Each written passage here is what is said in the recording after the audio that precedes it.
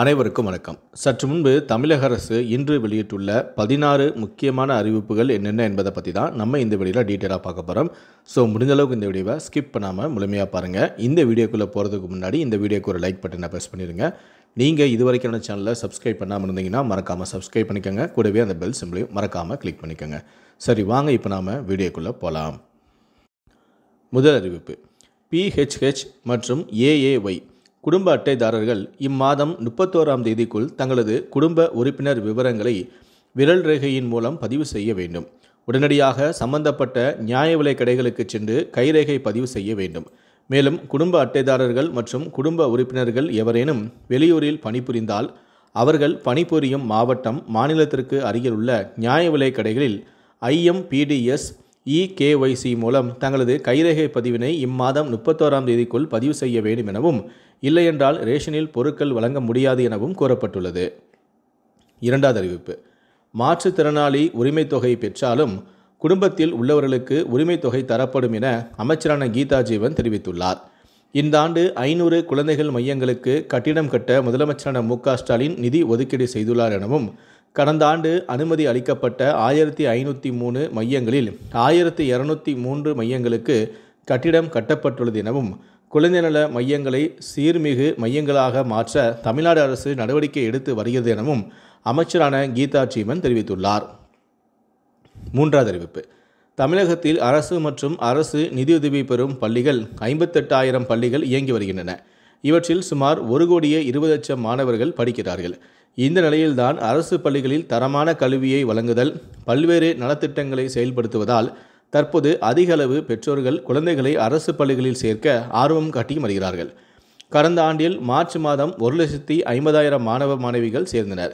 இந்த ஆண்டு மார்ச் 1ஆம் தேதி தொடங்கிய சேர்க்கையில் 17ஆம் தேதி வரையில் 1,28,000 மாணவ மாணவிகள் சேர்ந்துள்ளதாக பள்ளி கல்வித்துறை அறிவித்துள்ளது. நான்காவது அறிவிப்பு, நாட்டில் உள்ள பொதுத்துறை வங்கிகளுக்கு அரசு பொது விடுமுறை நாட்களை தவிர மாதத்தின் 2வது மற்றும் 4வது சனிக்கிழமைகளில் முழு நாள் விடுமுறையும் ஞாயிற்றுக்கிழமைகளில் வழக்கமான விடுமுறையும் வழங்கப்பட்டு வருகிறது. இந்த நிலையில்தான் இனி அனைத்து சனிக்கிழமைகளிலும் விடுமுறை வழங்க முடிவு செய்யப்பட்டும் உள்ளது. இதன் மூலம் வங்கி ஊழியர்களுக்கு சனி மற்றும் ஞாயிற்றுக்கிழமை என தொடர்ந்து 2 நாட்கள் விடுமுறை கிடைக்கும். ரிசர்வ் வங்கியின் இந்த புதிய நடைமுறையானது ஏப்ரல் மாதம் முதல் அமலுக்கு வரவுள்ளதாக தெரிகிறது. அதாவது இனி வாரத்தில் 5 நாட்கள் மட்டுமே வங்கிகள் செயல்படும் எனவும், ஞாயிறு சனி அன்று அனைத்து வங்கிகளும் மூடப்படும். ஐந்தாவது அறிவிப்பு, தென்னிந்திய பகுதிகளில் மேல் வளிமண்டல கீழடுக்கு சுழற்சி பகுதிகளில் கிழக்கு மற்றும் மேற்கு திசை காற்று சந்திக்கும் பகுதி நிலவுகிறது. இதனால் தமிழகத்தில் ஓரிரு இடங்களிலும் புதுவை மற்றும் காரைக்கால் பகுதிகளிலும் இன்று முதல் மார்ச் 24ஆம் தேதி வரை லேசான முதல் மிதமான மழை பெய்யக்கூடும்.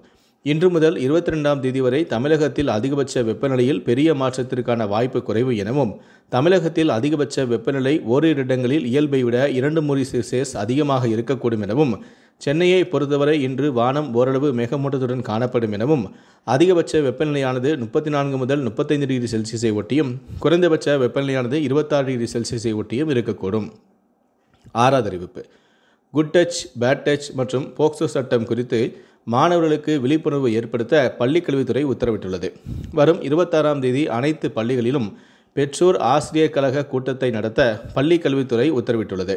இந்த கூட்டத்தில் குட் டச், பேட் டச் மற்றும் போக்சோ சட்டம் குறித்து மாணவர்களுக்கு விழிப்புணர்வு ஏற்படுத்த வேண்டும் எனவும், பள்ளி மாணவ மாணவிகளுக்கு எதிரான வன்கொடுமை சம்பவங்கள் அதிகரித்து வருவதால் அதனை கருத்தில் கொண்டு இந்த நடவடிக்கை எடுக்கப்பட்டுள்ளது. ஏழாவது அறிவிப்பு, தேசிய அளவில் 6 மாதம் முதல் 5 வயதுள்ள அனைத்து குழந்தைகளுக்கும் விட்டமின் A குறைபாடு தடுப்பு முகாம் இன்று முதல் நடைபெற உள்ளது. எனவே மாவட்டத்தில் உள்ள பொதுமக்கள், குறிப்பாக தங்கள் வீடுகளில் உள்ள 6 மாதம் முதல் 5 வயது உட்பட்ட அனைத்து குழந்தைகளுக்குமே இன்று முதல் 22ஆம் தேதி வரை உங்கள் வீட்டிற்கு அருகிலுள்ள அங்கன்வாடி மையங்களில் நடத்தப்படும் விட்டமின் A திரவம் வழங்கும் முகாமில் திரவம் வழங்கி உங்கள் குழந்தைகளுக்கு விட்டமின் A குறைபாடு இல்லாமல் அதனை தடுத்து அதன் மூலம் பார்வை இழப்பு ஏற்படாமல் தடுக்க வேண்டும் எனவும் தெரிவிக்கப்பட்டுள்ளது.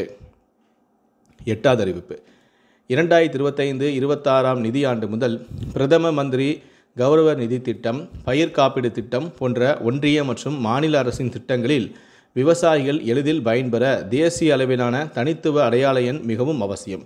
எனவே விவசாயிகள் தங்களது கிராமங்களில் வேளாண்மை உழவர் நலத்துறை அலுவலர்களால் நடத்தப்படும் சிறப்பு முகாம்கள், அருகிலுள்ள பொது சேவை மையங்களுக்கு நேரடியாகவே சென்று தங்களுடைய நில உடைமை விவரங்கள், ஆதார், கைபேசி எண் ஆகிய விவரங்களை அளித்து எவ்வித கட்டணமின்றி 31ஆம் தேதி வரை பதிவு செய்து கொள்ளலாம் என தெரிவிக்கப்பட்டுள்ளது. 9வது அறிவிப்பு. ஒருங்கிணைந்த 4 ஆண்டு ஆசிரியர் படிப்புக்கான NCET நுழைவுத் தேர்வுக்கு மாணவர்கள் விண்ணப்பிக்கும் கால அவகாசமானது நீடிக்கப்பட்டுள்ளது. இந்த நிலையில்தான் பல்வேறு தரப்பின் கோரிக்கைகளை ஏற்று விண்ணப்பிக்கும் கால அவகாசமானது மார்ச் 31ஆம் தேதி வரை இரவு 9 மணி வரை நீடிக்கப்பட்டுள்ளது. இதையடுத்து விருப்பமுள்ளவர்கள் exam.nta.ac.in எனும் இணையதளத்திற்கு வழியாக துரிதமாக உங்களுடைய விண்ணப்பங்களை செய்ய வேண்டும் என கூறப்பட்டுள்ளது. 10வது அறிவிப்பு. துணை கலெக்டர், துணை காவல் கண்காணிப்பாளர் உள்ளிட்ட 90 பதவிகளுக்கான குரூப் 1 மெயின் தேர்வுக்கான ரிசல்ட்டை TNPSC வெளியிட்டுள்ளது. 11வது அறிவிப்பு. சத்துணவு மையங்களில் உள்ள 8997 சமையல் உதவியாளர் பணியிடங்களை மாதம் ரூ.3000 வீதம் தொகுப்பூதியத்தில் நிரப்ப அனுமதி அளித்தும் மாற்றுத்திறனாளிகளுக்கு இதில் 4% இடஒதுக்கீடு செய்தும் தமிழ்நாடு அரசு அரசாணையை வெளியிட்டுள்ளது. 12வது அறிவிப்பு. அங்கன்வாடி மையங்களில் காலியாக உள்ள 7700 பணியிடங்களை நிரப்புவதற்கான அரசாணையை தமிழ்நாடு அரசு வெளியிட்டுள்ளது. எழுத்துத் தேர்வு ஏதுமின்றி விண்ணப்பதாரர்களிடம் மாவட்ட வாரியாக நேர்முகத் தேர்வை நடத்தி நிர்ணயிக்கப்பட்ட தகுதிகளின் அடிப்படையில் தேர்வு செய்யப்பட உள்ளனர். இதில் 3886 அங்கன்வாடி பணியாளர்கள், 305 மினி அங்கன்வாடி பணியாளர்கள், 3592 அங்கன்வாடி உதவியாளர் பணியிடங்கள் அடங்கும் என்பது குறிப்பிடத்தக்கது. அங்கன்வாடி பணியாளர்களை தேர்வு செய்வதற்கான விரிவான வழிகாட்டு நெறிமுறைகளும் வெளியிடப்பட்டுள்ளது. 13வது அறிவிப்பு. TNSET தேர்வு உத்தேச விடைக்குறிப்பு மீது ஆட்சேபனை தெரிவிக்க கால அவகாசம் நீடிக்கப்பட்டுள்ளதாக ஆசிரியர் தேர்வு வாரியம் அறிவித்துள்ளது. தேர்வர்களின் ரெஸ்பான்ஸ் ஷீட்டை பதிவிறக்கம் செய்ய நடவடிக்கை எடுக்கப்பட்டு வருகிறது எனவும் பதிவிறக்கம் செய்தது தொடர்பான தகவல் குறுஞ்செய்தி, மின்னஞ்சல் மூலம் தெரிவிக்கப்படும் எனவும் ஆசிரியர் தேர்வு வாரியம் தெரிவித்துள்ளது. 14வது அறிவிப்பு. சென்னையில் வளர்ப்பு நாய்களை பொது இடத்துக்கு அழைத்து வரும்போது வாய்மூடி அணிவிக்காவிட்டால் ரூ.1000 அபராதம் விதிக்கப்பட உள்ளது. வளர்ப்பு நாய் வைத்திருப்பவர்களுக்கான விதிமுறைகளை கடுமையாக்க உள்ளது சென்னை மாநகராட்சி. 15வது அறிவிப்பு. அக்னிவீர் தேர்வுக்கு ஏப்ரல் 10 வரை விண்ணப்பிக்கலாம். 16 மாவட்டங்களைச் சேர்ந்த இளைஞர்கள் அக்னிவீர் திட்டத்தின் கீழ் தேர்வுக்கு விண்ணப்பிக்கலாம். திருச்சி, கரூர், பெரம்பலூர், அரியலூர், தஞ்சை, புதுக்கோட்டை, திருவாரூர், நாகை மாவட்ட இளைஞர்கள் விண்ணப்பிக்கலாம் எனவும் சிவகங்கை, ராமநாதபுரம், விருதுநகர், நெல்லை, தென்காசி, தூத்துக்குடி, குமரி மாவட்ட இளைஞர்களும் விண்ணப்பிக்கலாம் எனவும் கூறப்பட்டுள்ளது. கடைசியாக 16வது அறிவிப்பு. கற்றல் திறன் சோதனைக்கு தயாராக உள்ள 4552 பள்ளிகளின் பட்டியலை தொடக்க கல்வித்துறை வெளியிட்டுள்ளது. அரசு பள்ளி மாணவர்களை 100 நாட்களில் வெளிப்படையான சவாலுக்கு தயார் செய்யும் வகையில் சோதித்தறிய முயற்சி செய்யப்பட்டு வருகிறது.